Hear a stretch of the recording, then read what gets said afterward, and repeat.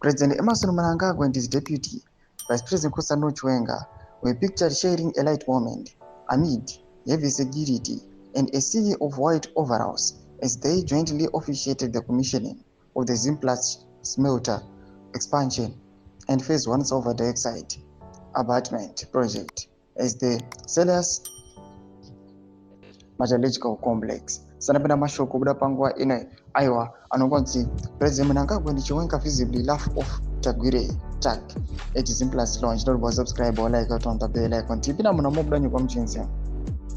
The occasion, marked by ceremonial flair and industrial pride, comes just weeks after swirling rumors of political fallout between the two men. But as they stood together, smiling, laughing, and donning full safety regalia, any visible cracks in their working relationship, or at least for the cameras, paved over the gleaming metalwork of one of Zimbabwe's most significant mining infrastructure projects in years.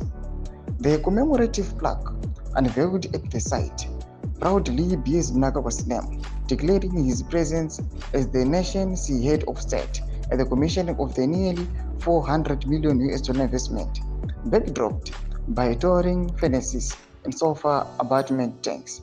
The Zimplats expansion represents a major leap in local beneficiation and emission control within Zimbabwe's platinum industry. As ministers, ZANU-PF Politburo members, and foreign dignitaries milled about, a relaxed Chiwenga was seen pointing animatedly at sections of the plant, while Mnangagwa stood beside him, grinning, an image starkly at odds with the recent whispers of a brewing internal rift.